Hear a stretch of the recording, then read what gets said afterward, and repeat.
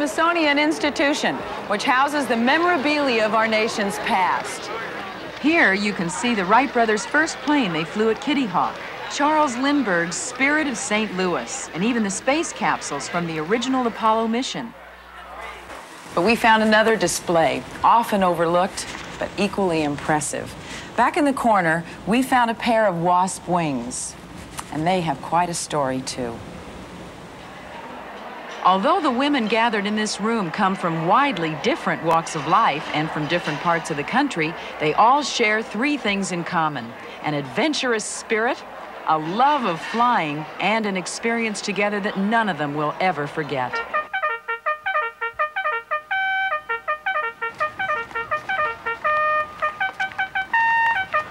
From 1942 to 1944, over 1,000 courageous women pilots responded to the call to aid their country in the war effort. As part of the U.S. Army Air Force, they formed the Women Air Force Service Pilots, or WASPs, and were led by aviatrix pioneer Jacqueline Cochran. The WASPs became one of the most admired and controversial military groups of World War II, but few of us today have ever heard of them. No one really knew who we were. A lot of people didn't know what we were or who we were, and they still don't. I think that we were maybe just a little bit ahead of the women's lib movement, don't you? I think we were a lot ahead of it. My mother wanted me to be a nurse, and I said, no way, I want to fly. Up, down, up, down. The new WASP recruits were first sent to the Avenger Airfield in Sweetwater, Texas, where they were put through intensive mental and physical training, as well as actually learning to fly, just like any other Air Force cadet. We were in Army barracks. All privacy was gone. Any gal that came in that felt a little, she wanted privacy as far as a shower went or something, that was out. While I sleep, I'm just a rambling woman, a gambling woman, and boy, am I tight. I just called up to tell you that I'm rugged but right. Oh, rugged but right. They load us up in our suits and our parachutes into these big cattle trucks, and off we'd go across the Texas terrain for about 45 minutes, no seats. So we sang songs to cover up our suffering.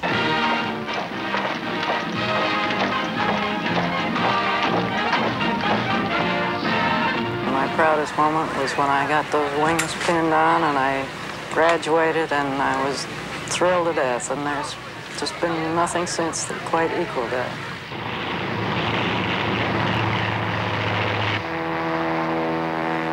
The WASPs flew every conceivable plane in the U.S. air inventory, including the new colossal bombers. Although they were not allowed to fly combat missions, their work was invaluable in releasing more men for combat flying duty. The WASP flew some of the most dangerous missions of the war. They ferried damaged planes to be repaired and then tested these war-weary planes after they'd been in for repairs. The WASPs often joked, however, that their most dangerous duty was to instruct the new male cadets. But many of their memories were more serious and sad. One of my dearest friends was killed. We were called from the maintenance, by the maintenance officer,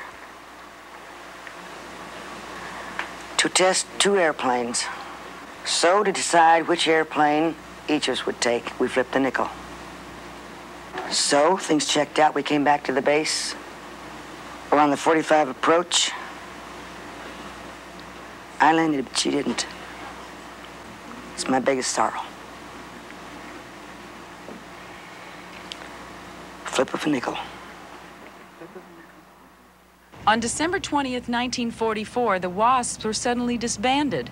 With the war beginning to wind down, lots of men were now available to take over the jobs that for 2 years had been performed so proudly by these women. The WASPs, who had been hired into the military through the civil service, had not yet been officially militarized by Congress and were still considered civil servants. They were sent home without discharge papers, without veterans' benefits of any kind, but most tragically, without any official recognition of their valiant and critical contribution toward winning the war. We were supposed to be phased right into the Army Air Corps, and so it was a very great disappointment to me when Congress decided they didn't need us. We didn't exist. Yes. We couldn't have any insurance privately, and none of the military benefits at all. For the majority of girls, it's not the benefits themselves, it's the recognition of what we did. Well, I went to visit the Condor Squadron at the Van Nuys Airport in Southern California, which houses a group of old but very flyable AT-6 planes from World War II. It was here that I met with Betty Williams and Jean Fitzpatrick, two women who were once very proud WASPs and are still active in flying and aviation today. Of course, I was based at Randolph Field, Texas, which was the central training command where they brought male pilots in to teach them how to become instructors. Yeah. And a lot of the fellows sometimes would forget that they had to put their landing gear down, and they wouldn't put it down, and they would belly in, and the airplane then would have to go back to repair. And they would try to repair it, and then they'd say, now you take it up and see if it's safe for the guys to fly. For the cadets to fly. Yeah. That's what Did you ever feel like a guinea pig? Yeah. We knew what the word expendable was. It's just been tremendous. We flew every plane they'd ever give us, and wherever they wanted us to go. You know, the only sad thing about it is that there were 38 gals killed. I don't know if you know the record. No. And you see, we were not covered by government insurance. And those families to this day have never received anything from the government. It left a terrible scar on a really successful experimental program, because we proved that women can indeed fly military aircraft. What does it feel like to fly? Well, I've always experienced it as being, it's very relaxing to me, because you're up above everything, and you're very close to the heavens. It's a tremendous feeling of freedom. And then if you have a problem, you can work it out with a little acrobatics. You should try it, Sarah. I'd love to.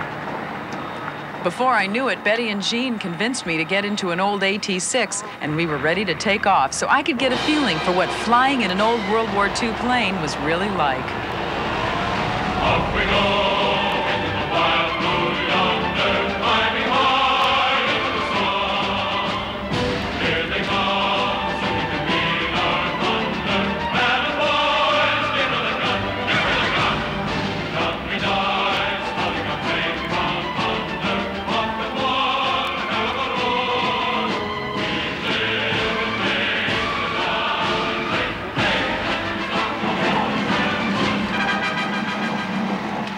Well, flying in the old AT-6, I may have felt some of the same kind of thrill and excitement that the women of the WASPs felt some 40 years ago.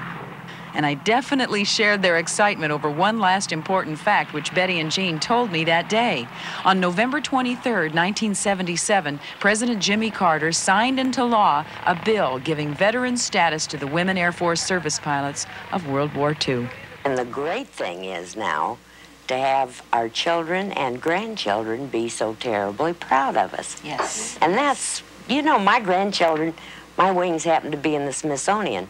And my children made a trip to Washington just to see them there.